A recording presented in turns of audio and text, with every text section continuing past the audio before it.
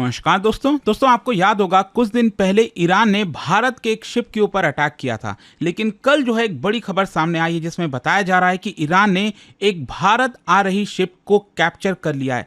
पहले तो ये खबर आई थी कि ईरान ने 2 शिप्स को कैप्चर किए हैं, लेकिन बाद में पता चला उसमें से एक जो शिप है वो गुजरात आ रहा था। आप देख सकते हो खबर, India bound ship among 2 seized by Iran's Revolutionary Guard। Basically जो IRGC है उन्होंने ये कारनामा किया है। इसको डिटेल से समझेंगे और मैं आपको बता भी दूं कि ईरान ने ये साफ साफ कह दिया है कि जब तक यूएस का ब्लॉकेड रहेगा स्ट्रेट ऑफ हॉर्मुज पर, तब तक ईरान जो है यहाँ पर स्ट्रेट ऑफ हॉर्मुज को ओपन नहीं करेगा। मतलब इट इज ऑलमोस्ट इम्पॉसिबल कि स्ट्रेट ऑफ हॉर्मुज ओपन हो जाए डिस्पाइट यूएस ब्लॉकेड, क्योंकि यूएस ब्लॉकेड का जो सबसे ज्यादा खामियाजा भुगतना पड़ रहा है वो ईरान को ही है। तो ईरान तो ऑब्वियस सी बात है ना, वो कभी नहीं चाहेगा कि उसको पूरी तरह से ओपन किया जाए। इसको डिटेल से एक एक चीज मैं आपको बताऊंगा, और जो ईरान का मेन इंटेंशन है इन सारी चीजों के पीछे कि शिप के ऊपर अटैक करना, उसको कैप्चर कर लेना, और वो भी बाकी के दूसरे शिप्स को, तो क्या ईरान इंटेंशनली कर रहा है, जानबूझकर कर रहा है, क्या मंशा क्या है ईरान की, वो मैं आपको बताऊंगा। चलिए आगे बढ़ते हैं, लेकिन उससे पहले दोस्तों आप सबको बता दूं आज और कल तक का ही समय आपके पास बचा है। सिविल सर्विसेज डे के मौके पर जो 50% का फ्लैट डिस्काउंट तो हमारे सभी यूपीएससी कोर्सेज पर तो मिल ही रहा है, प्लस अगर कल रात 12 बजे तक आप बैच लेते तो यूज करिए कोड अंकित लाइव, और कोई भी दिक्कत है, प्रॉब्लम है बैच से रिलेटेड, इस फोन नंबर पर कॉल करिए, मेरी टीम आपको अच्छे से गाइड कर देगी। चलिए शुरुआत करते हैं। सबसे पहले देखते हैं कि हुआ क्या है। ईरान की जो IRGC है, इस्लामिक रिवोल्यूशनरी गार्ड कोर, और उनका जो नेवी वाला पार्ट है, उन्होंने 2 कंटेनर वेसल्स को इंटरसेप्ट कर लिया, जिसमें एक जो वेसल है इसका नाम है MV एपामिनोडास, और ये बेसिकली गुजरात के मुंद्रा पोर्ट आ रहा था, और दूसरा जो वेसल है इसका नाम है MSC फ्रांसिस्का।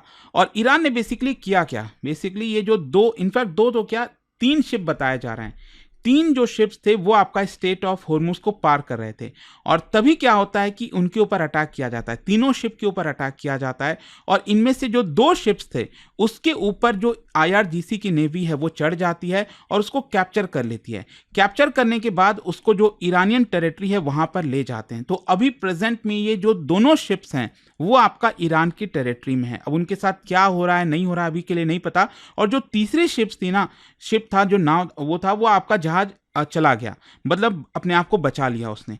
तो यहां पर इंपॉर्टेंट यही हो जाता है कि जो उनमें से 2 शिप्स थे उनमें से एक जो है आपका गुजरात की तरफ आ रहा था। अच्छा, ईरान का जस्टिफिकेशन क्या है? ईरान ने बेसिकली ये कहा है कि ये जो शिप्स थे वो मैरीटाइम रेगुलेशंस को वॉयलेट कर रहे थे। कैसे? यहां पर जो AIS होता है उसको मैनिपुलेट किया जा रहा था, या फिर उसको स्विच ऑफ कर दिया गया था। जैसे क्या होता है ना, कोई फ्लाइट वगैरह आपने देखा होगा, फ्लाइट रडार से आप उसको ट्रैक कर पाते हो वो किधर गया है, वैसे ही शिप्स जितनी भी चलती हैं दुनिया भर में आप उसको ट्रैक कर पाते हो, लेकिन उसमें जो ट्रैकिंग सिस्टम है AIS, अगर उसको स्विच ऑफ कर दिया जाए तो हमें पता ही नहीं चलेगा कि शिप एग्जैक्टली कहां पर है। और यहां पर ईरान ने यही आरोप लगाया है कि इन्होंने वॉयलेशंस किया है, और इसी की वजह से ईरान ने मैरीटाइम सेफ्टी और सॉवरेनिटी का हवाला देते हुए इनको कैप्चर कर लिया। लेकिन हम सब जानते हैं कि एक्चुअली मामला काफी अलग है। एक्चुअली अगर आप देखोगे काफी लंबे समय से बहुत से ऐसे शिप्स हैं जो आपका अपना ट्रैकिंग सिस्टम ऑफ कर दे रहे हैं और स्ट्रेट ऑफ हॉर्मुज से निकलने की कोशिश कर रहे हैं।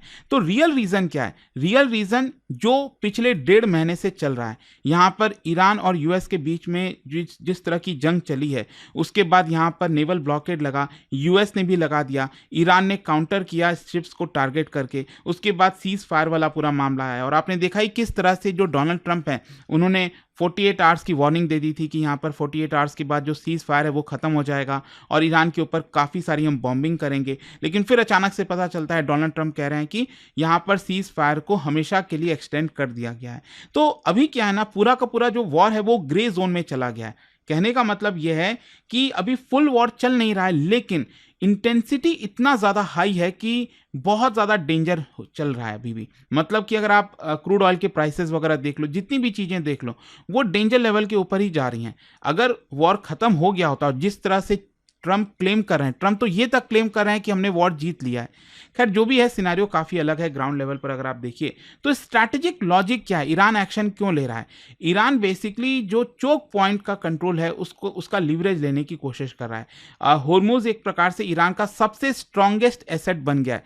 मतलब पहले शायद ईरान को भी पता नहीं होगा कि हॉर्मुज इतना बड़ा उसके लिए एसेट है। जैसे आज का हम बात करते हैं ना कि जैसे ट्रंप क्या कहते हैं कि ईरान न्यूक्लियर बॉम्ब बनाने वाला था। मुझे तो ऐसा लग रहा है कि न्यूक्लियर बॉम्ब से ज़्यादा बड़ा हथियार इस समय ईरान के पास आ गया और वो है स्ट्रेट ऑफ हॉर्मुज, क्योंकि यहाँ पर जो डिसरप्शन आ रहा है इसकी वजह से दुनिया भर में प्रॉब्लम चल रही है।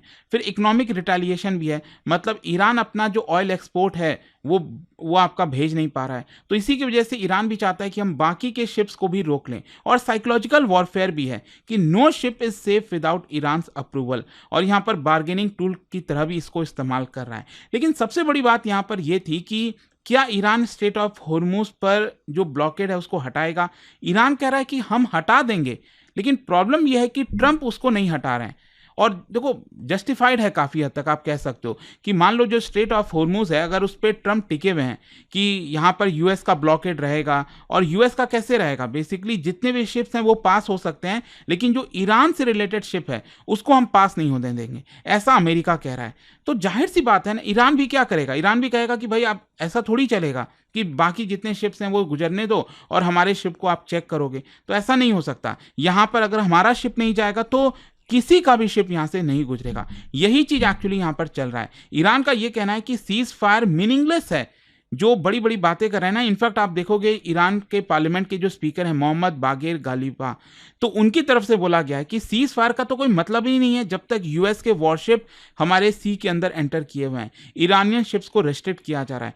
तो रियल पीस तब तक नहीं आ जाता जब तक स्ट्रेट ऑफ हॉर्मुज ओपन नहीं हो जाता, और स्ट्रेट ऑफ हॉर्मुज तब तक ओपन नहीं होगा जब तक यूएस का ब्लॉकेड चलता रहेगा। और यूएस भी क्या ही कर रहा है, मिलिट्री एक्शन ले रहा है, वॉरशिप्स को डिप्लॉय कर रहा है, ईरानियन वेसल्स को इंटरसेप्ट कर रहा है। उसका ऑब्जेक्टिव यह है कि ईरान पर इकोनॉमिक प्रेशर डाल दो, लेकिन लग भी नहीं रहा, कहीं से नहीं लग रहा कि ईरान के ऊपर प्रेशर चल रहा है। इनफैक्ट उल्टा अमेरिका के ऊपर ही प्रेशर आ गया है, जो सिचुएशन बनी हुई है।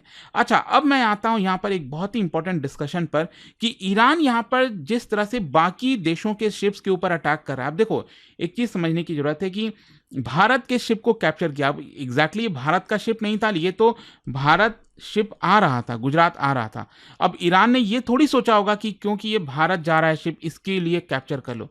ईरान तो क्या कर रहा है, दुनिया में किसी का भी जो शिप है वो जब गुजर रहा है उसको टारगेट करने की कोशिश कर रहा है। और यहां पर 3 मेन सिग्नल्स आपको देखने को मिलेंगे, एक एक करके मैं बताता हूं।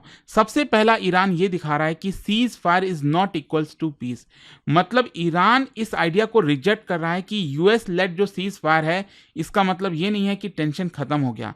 ईरान यहां पर मिलिट्री प्रेशर बनाए रखेगा ड्यूरिंग नेगोशिएशन। इसका मतलब ये हुआ ईरान कोअर्सिव डिप्लोमेसी को अपना रहा है, बातचीत भी कर रहा है, प्रेशर भी यहां पर डाल रहा है। मैसेज ये है कि negotiations will happen on my term. Trump ये कह रहे हैं कि वो वॉर को जीत गए हैं, नेगोशिएशंस चल रही हैं, लेकिन ईरान ये कह दिया है, साफ साफ कह दिया कि जो भी यहाँ पर नेगोशिएशंस होंगे वो हमारे टर्म्स पर होंगे। और ये मैटर इसीलिए करता है क्योंकि डिप्लोमेसी इस वक्त काफ़ी फ्रेजाइल चल रही है, कभी भी चीज़ें टूट सकती हैं, वापस से वॉर स्टार्ट हो सकता है। दूसरा जो सिग्नल देने की कोशिश कर रहा है ईरान, वो है control over the straight of Hormuz means strategic power. Iran ये डेमोन्स्ट्रेट कर रहा है कि किस तरह से वो शिप्स के ऊपर कभी भी इंटरफेयर कर सकता है, किसी भी शिप को रोक सकता है, किसी भी वेसल जो कमर्शियल वेसल्स होते हैं उसको सीज कर सकता है, पैसेज को सेलेक्टिवली अलाउ कर सकता है।